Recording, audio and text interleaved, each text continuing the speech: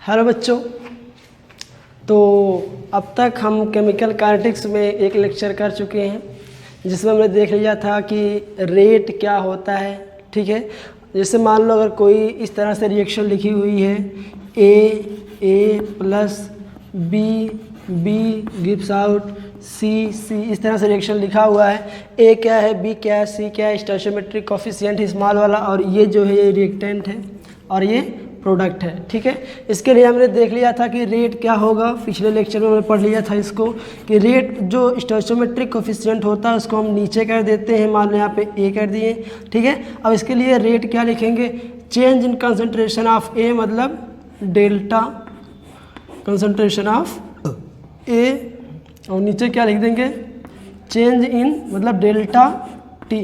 ठीक है, ये लिखे। अब चूंकि ये रिएक्टेंट है तो इसके लिए हमने बताया था कि यहाँ पे नेगेटिव का साइन लगाते हैं, और ये तो रेट होगा इतने से आप निकाल सकते हैं, लेकिन कई बार न्यूमेरिकल में ये ना देकर ये दे दिया होता है। ठीक है, तो उस कंडीशन में आप क्या करेंगे, यह जो स्टोइचियोमेट्रिक कोफिशिएंट है उसको आप नीचे डिवाइड कर देंगे, 1/b कर देंगे। ठीक है, अब change in concentration of B मतलब delta concentration B upon delta T. Delta और डी का मतलब मैंने आपको बताया था पिछले लेक्चर में, डेल्टा हो या फिर मतलब डी हो।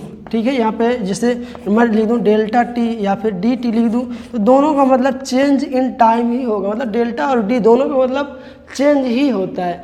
देखो क्या होता है, जो डेल्टा दिया हुआ है ये थोड़ा सा ज़्यादा टाइम के लिए होता है, मतलब अगर चेंज जो है थोड़ा सा बड़ा हो, ठीक है, तो उस समय हम डेल्टा का यूज करते हैं। लेकिन अगर हमारा जो चेंज है बहुत छोटा है तो उस कंडीशन में डी का यूज करते हैं। ये चीज़ें मैथ वालों के लिए बहुत आसान है, लेकिन बायोलॉजी के लिए थोड़ी सी टफ बन जाती है, उसमें लड़के कंफ्यूज होते हैं। तो उनके लिए है जो डेल्टा होता है ये बड़ा चेंज को दिखाता है, जबकि जो डी होता है छोटा चेंज को दिखाता है। ठीक है, सिर्फ इतना ही दोनों में अंतर, दोनों चेंज को ही दिखाते हैं। तो यहाँ पे आप डी भी लिख सकते हैं, कोई अंतर नहीं है। ठीक है, अच्छा ये तो होगा रिएक्टेंट के लिए। अब देखो प्रोडक्ट के लिए अगर हमको लिखना हुआ तो क्या लिखेंगे, देखो इसके हम पॉजिटिव लिखते हैं, वैल्यू को 1/c करेंगे।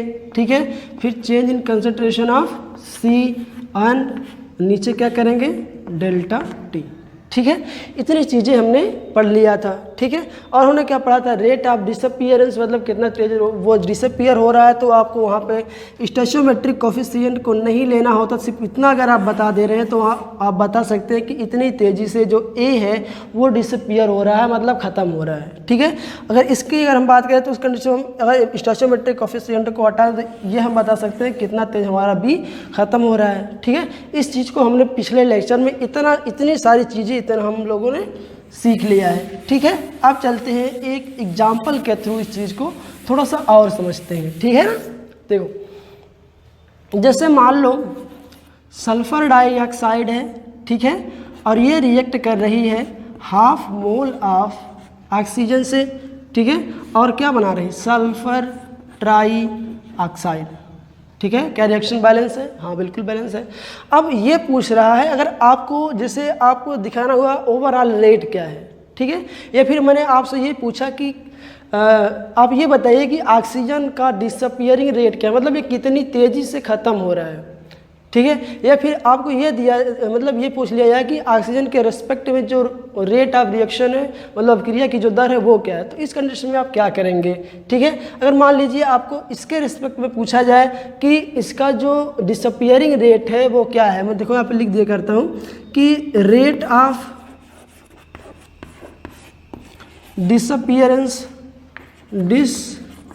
मतलब होता है कितनी तेज़ी से ख़त्म हो रहा है। ठीक है, विलुप्त होना होता है डिसअपीयरेंस, मतलब कितनी तेज़ी से ख़त्म हो रहा है वो रेट, मतलब रेट मतलब होता है दर, आप जानते ही हैं। तो rate of disappearance of sulphur dioxide मतलब सल्फर डाइऑक्साइड मतलब किस रेट से ख़त्म हो रही है ये चीज़। अगर ये हमको दिखाना है तो हम क्या करेंगे, यहाँ पे छोटा सा एक डेल्टा लगाएंगे, उसके आगे माइनस लगाएंगे। क्यों माइनस लगाएंगे, क्योंकि भैया ये रिएक्टेंट है। ठीक है, अच्छा अब इसके मतलब कंसंट्रेशन में जो चेंज हो रहा होगा उसको लिख देंगे, अपन नीचे क्या लेंगे, डेल्टा टी लिख देंगे। ये हो गया हमारा क्या रेट ऑफ डिसअपियरेंस इसके रिस्पेक्ट में, ठीक है। अगर आपसे ये पूछ लिया जाए कि ऑक्सीजन के रिस्पेक्ट में रेट ऑफ डिसअपियरेंस बताइए, तो उस कंडीशन में आप कुछ नहीं करेंगे, सिर्फ इतना ही करेंगे, आगे लगाएंगे माइनस, बगल में लगाएंगे डेल्टा और कंसंट्रेशन ऑफ ऑक्सीजन दिखा के, और मतलब O2 दिखाएंगे, यहाँ नीचे कंसंट्रेशन ऑफ T, इतना आप करेंगे, ठीक है।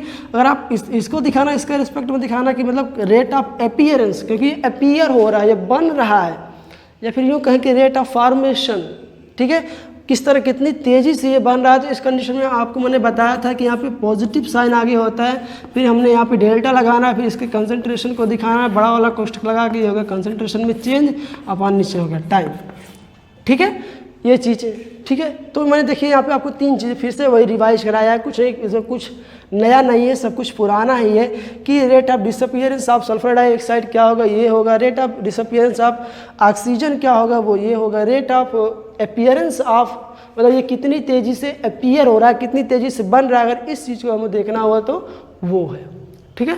ये तो ये हो गया। अब हमको अगर लिखना हुआ ये लिखना हुआ कि रेट ऑफ द रिएक्शन क्या है, मतलब अभिक्रिया की दर क्या है, तो उस कंडीशन में आप क्या लिखोगे। देखो बहुत आसान है, कुछ नहीं है। देखो अगर आपको रेट लिखना हुआ, ठीक है, हिंदी में कहते हैं दर, या फिर चाल कह सकते हैं, स्पीड कह सकते हैं, कोई मतलब बहुत ज़्यादा अंतर नहीं है। अगर आपको रेट लिखना है तो उस कंडीशन में देखिए यहाँ पे केमिकल रिएक्शन का बैलेंस होना जरूरी है, अगर हम रेट को डिटरमाइन कर रहे हैं उस कंडीशन में, ठीक है।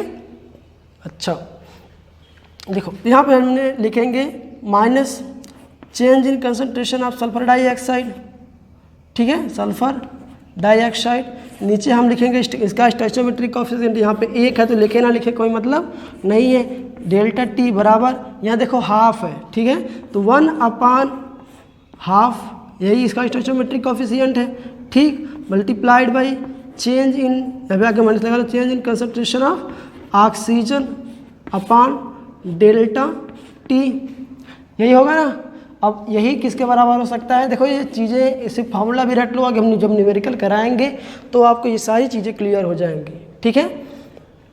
इसके लिए अगर हम रेट लिखेंगे तो क्या लिखेंगे, delta change in concentration of sulphur trioxide upon delta T, ठीक है, ये हमारा हो गया ओवरऑल रेट। अगर हमको अगर ये दिया है तो हम ये निकाल सकते हैं, फिर ये दिया है तो ये और ये निकाल सकते, मतलब तीनों ही पद आपस में क्या है, बराबर है, ठीक है।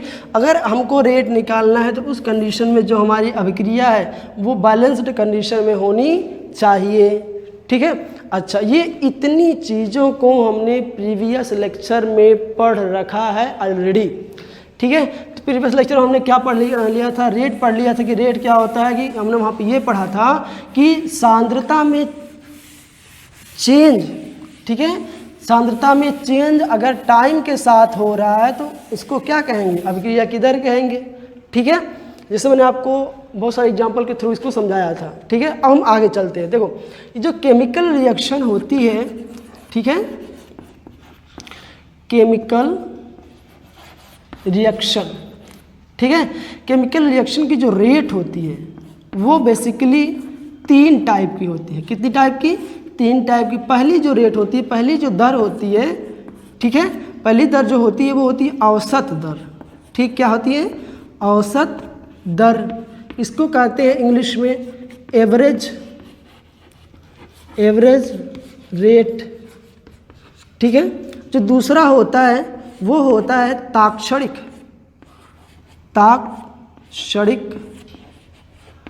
दर, ठीक है, इसको कहते हैं इंस्टैंटेनियस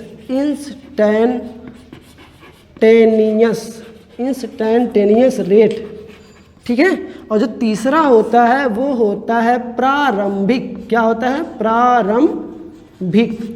प्रारंभिक दर, ठीक है, इसको इंग्लिश में कहते हैं इनिशियल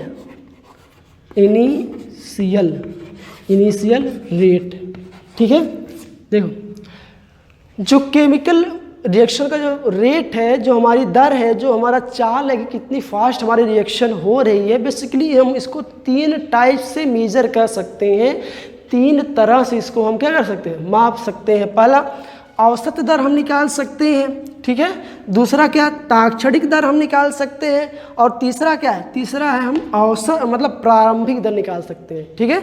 अब देखो हम एक एक को इसमें पढ़ते हैं, क्या होता है एक्चुअली औसत दर क्या होता है, और ताक्षणिक दर क्या होता है, और प्रारंभिक दर क्या होता है, ठीक है। इस चीज़ को देखो, मान लो अगर हम ग्राफ बनाए, ठीक है, एक रिएक्शन हम आपको लिख के दिखाते हैं कि अगर मान लो ए चेंज हो रहा है बी में, ठीक है, जब time is equal to t is equal to 0 रहा होगा, तो अगर मान लो उस कंडीशन में ए हमारा ए नॉट मोल रहा होगा, ठीक है, उस कंडीशन में क्या कोई प्रोडक्ट बना रहा होगा, नहीं बना रहा होगा, मतलब ये क्या है, 0 है।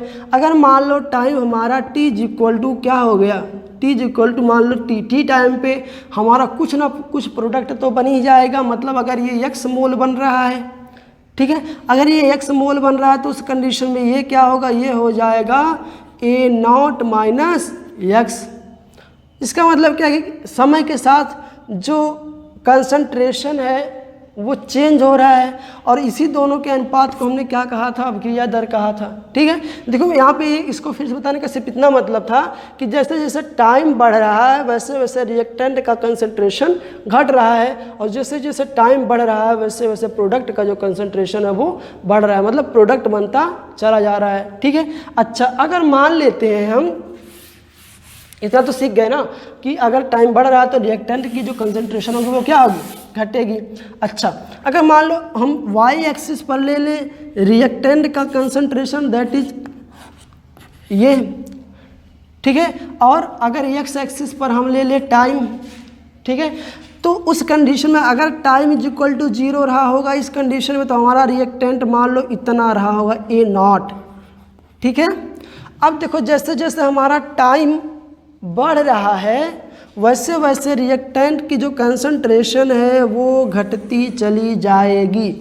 क्या ये बात समझ में आई कि नहीं आई? देखो मैं फिर से बताता हूँ कि जैसे जैसे टाइम बीतेगा वैसे वैसे जो रिएक्टेंट है उसका कंसंट्रेशन घटता हुआ चला जाएगा। देखो ये कंसंट्रेशन इस पे हम इस एक्सिस पे हमने कंसंट्रेशन ले रखा है, सांद्रता को ले रखा है। तो जैसे जैसे हम टाइम बढ़ाएंगे वैसे वैसे जो हमारी सांद्रता है वो घटती हुई चली जाती है, ठीक है। अच्छा, अभी देखो मान लो अगर ये एक पॉइंट है T1 मान लेते हैं, ठीक है। इस कंडीशन में कुछ ना कुछ हमारी सांद्रता रही होगी C1, ठीक है। और मान लो यहाँ पे T2 टाइम पे, ये time is equal to T2, इस टाइम में भी कुछ सांद्रता रही होगी C2, रही होगी कि नहीं रही होगी।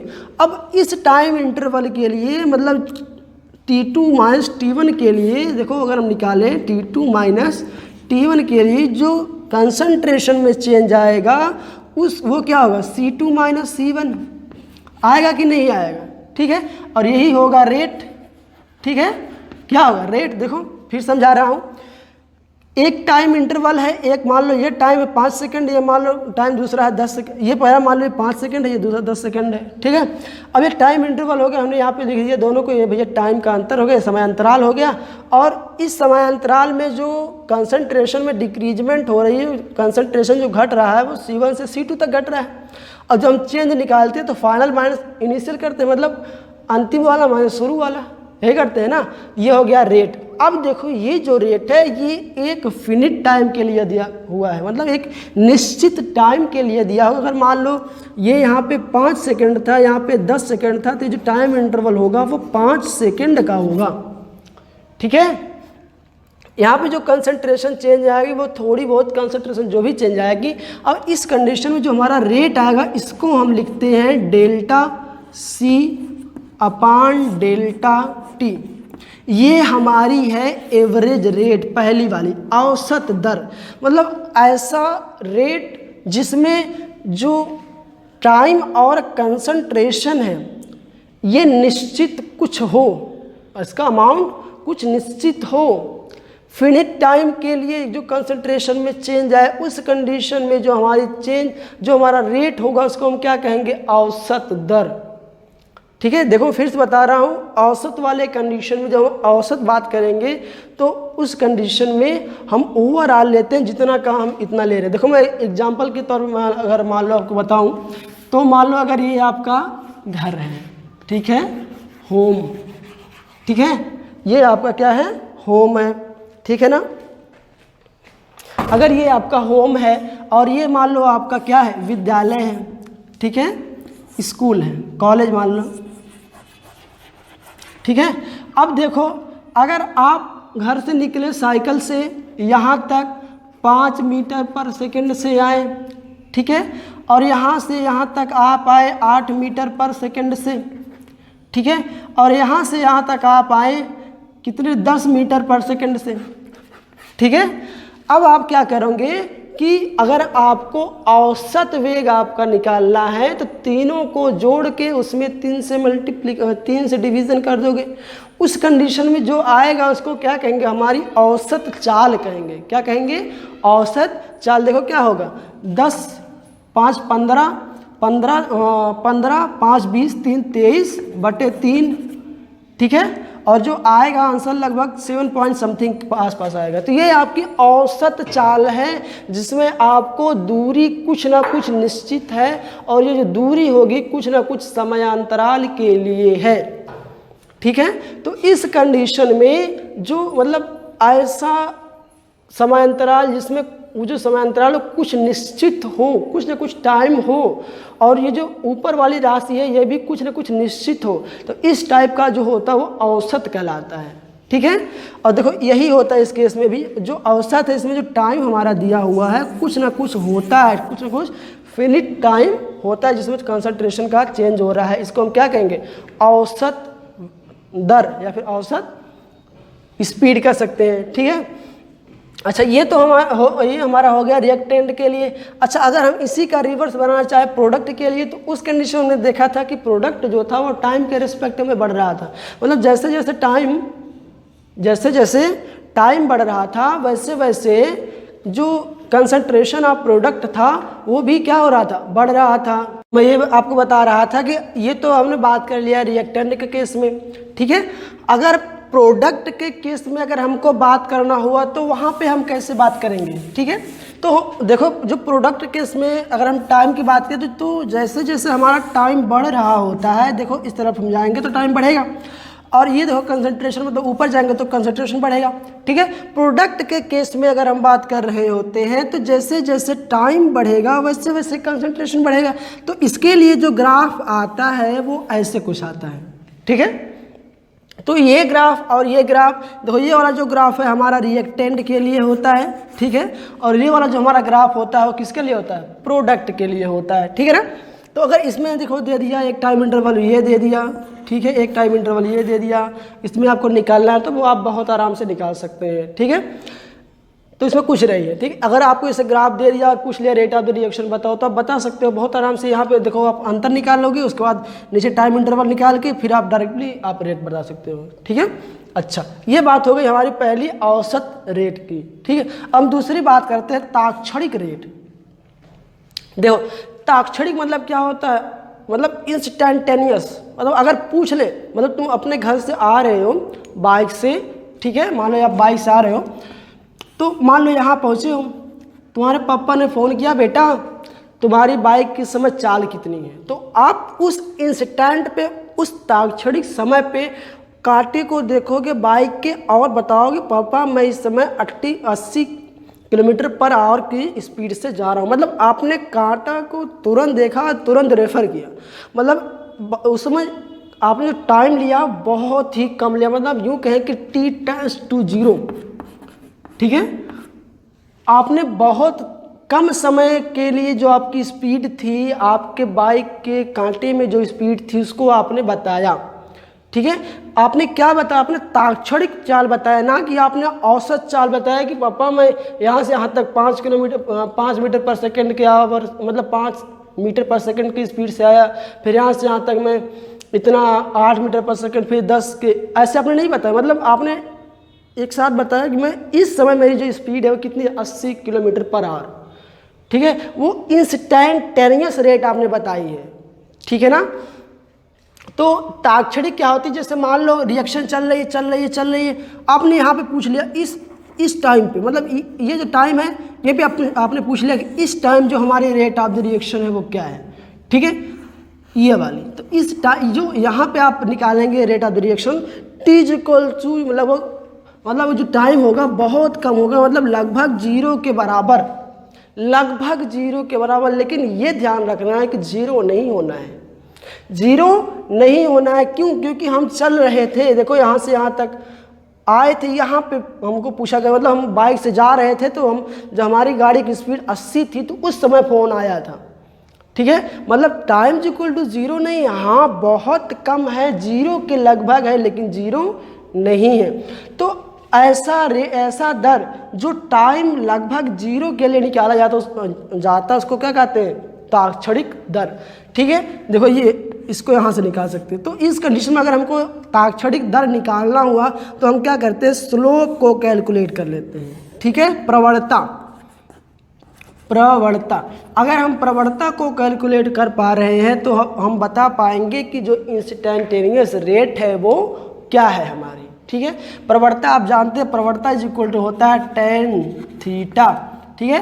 तो आप यहाँ से इस चीज़ को निकाल सकते हैं। अब जो हमारी तीसरी बात आती है प्रारंभिक दर, मतलब जब आप जो ही आपने रिएक्शन को स्टार्ट किया उस कंडीशन में जो हम आपकी रेट थी, जो रिएक्शन थी वो किस दर से चल रही थी, ठीक है।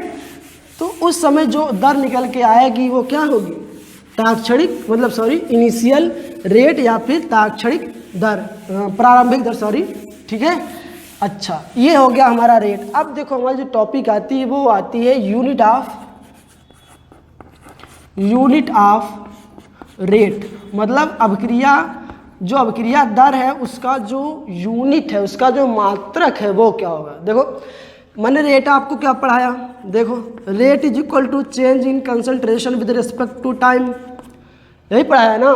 अब देखो कंसंट्रेशन किस टर्म में लिया जाता है, यूजुअली हम इस चैप्टर में जब कंसंट्रेशन की बात करेंगे तो मोलरिटी की ही बात करेंगे, मतलब मोलरता की ही बात करेंगे। वैसे तो कंसंट्रेशन को व्यक्त करने के लिए आपको मोल फ्रैक्शन पढ़ाया जाता है, मतलब मोल प्रभाज पढ़ाया जाता है, मोलरता पढ़ाया जाता है, नॉर्मलता पढ़ाया जाता है, सब मोलरता को एक्सप्रेस करने के लिए डिफरेंट यूनिट है। लेकिन हम यहाँ पे इस चैप्टर में, मतलब अगर कुछ नहीं दिया होता है तो यूजुअली हम मोलरता को ही कंसंट्रेशन मानते हैं कि सॉल्यूशन की जितनी मोलरता होगी वही उसकी क्या है, कंसंट्रेशन है, उसकी वही सांद्रता है, ठीक है। तो इसका मात्रक क्या होगा कंसंट्रेशन का, मोलर, ठीक है, मोलर, और टाइम का मात्रक क्या हो गया, सेकंड। हाँ ये अलग बात है कि आपको क्वेश्चन में सेकंड के जगह मिनट भी दे सकता है, घंटा भी दे सकता है, दिन इवन साल भी दे सकता है, ठीक है। तो ये यूनिट हो गया, मतलब आपको यूँ इसको याद रखना है कि मोलरता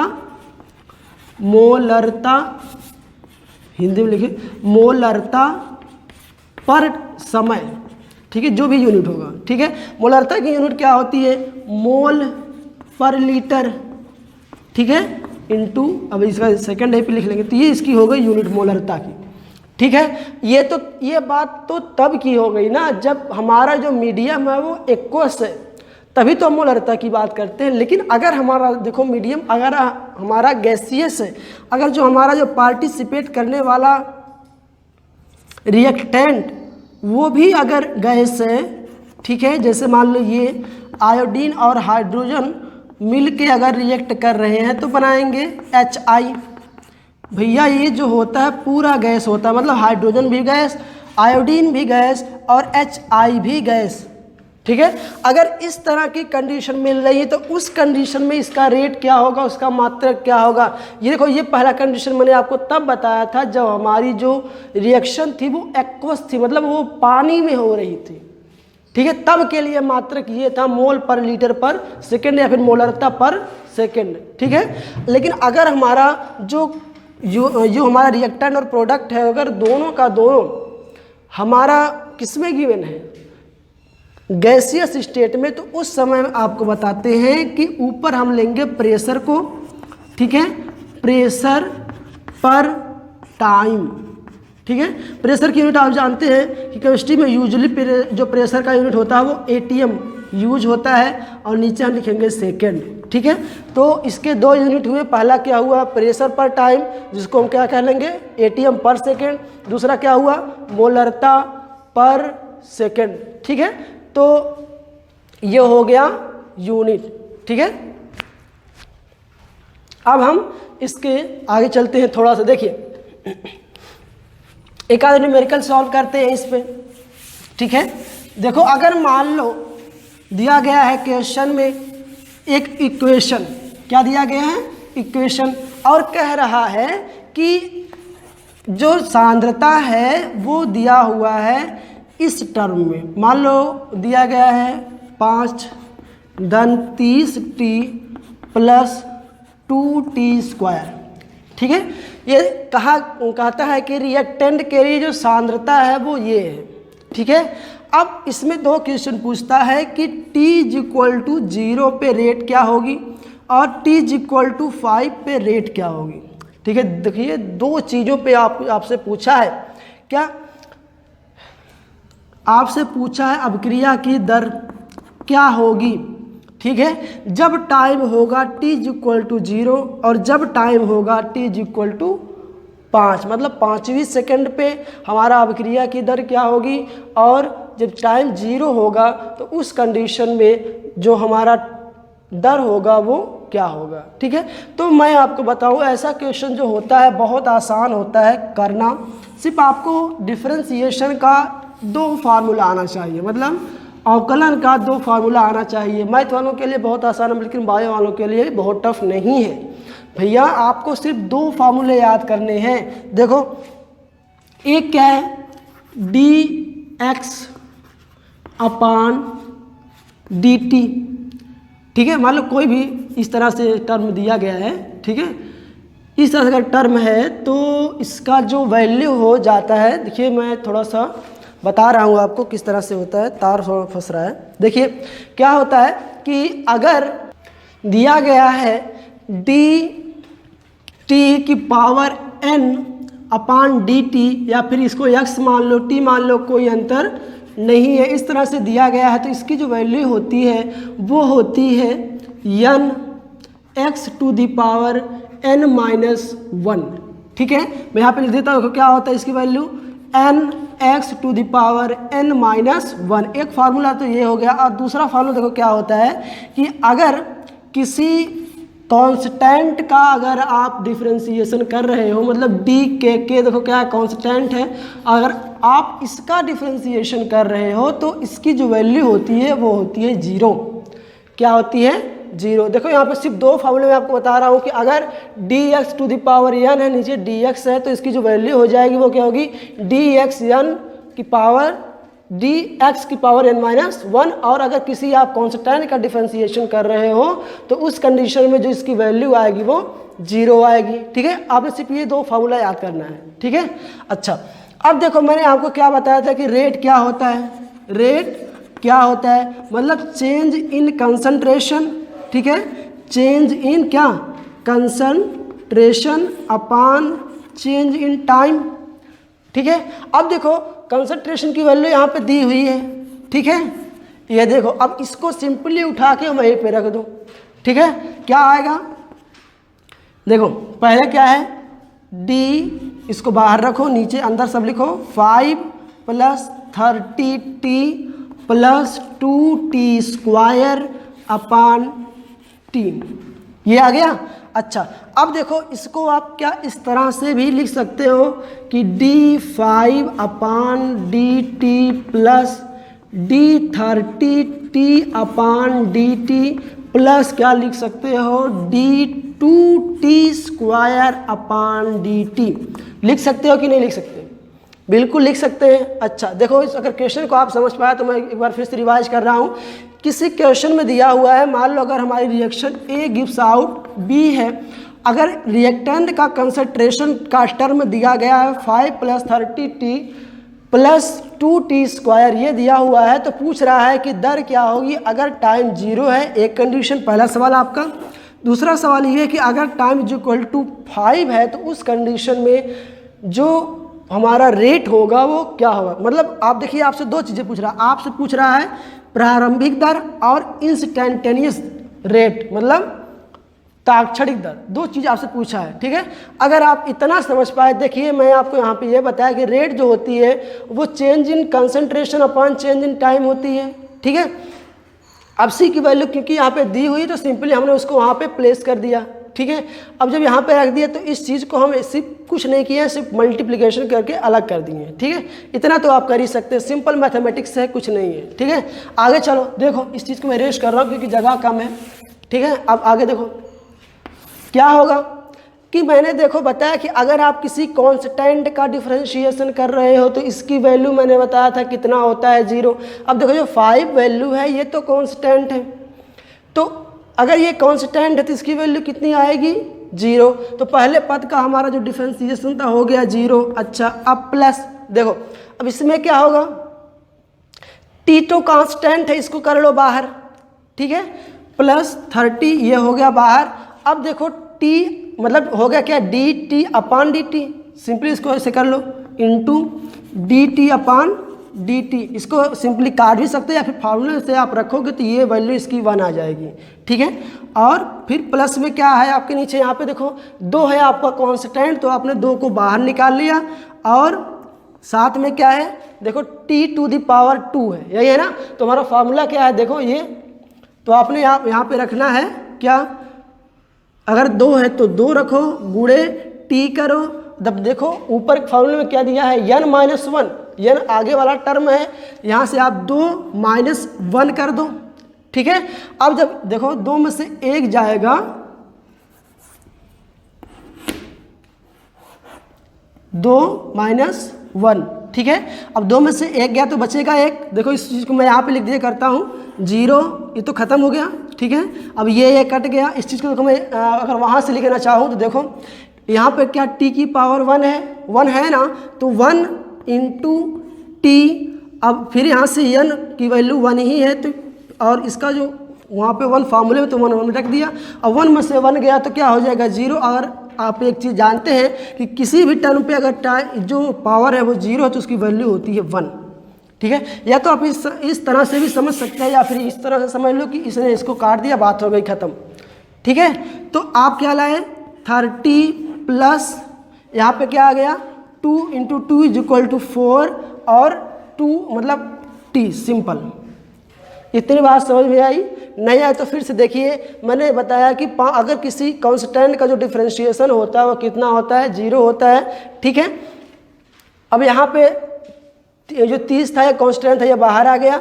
अब ये जो t था इसके लिए मतलब dt अपन dt इसकी वैल्यू 1 हो गई, तो सिंपली ये हो गया 30, और इसके लिए जो वैल्यू निकल के आई वो आई 4t।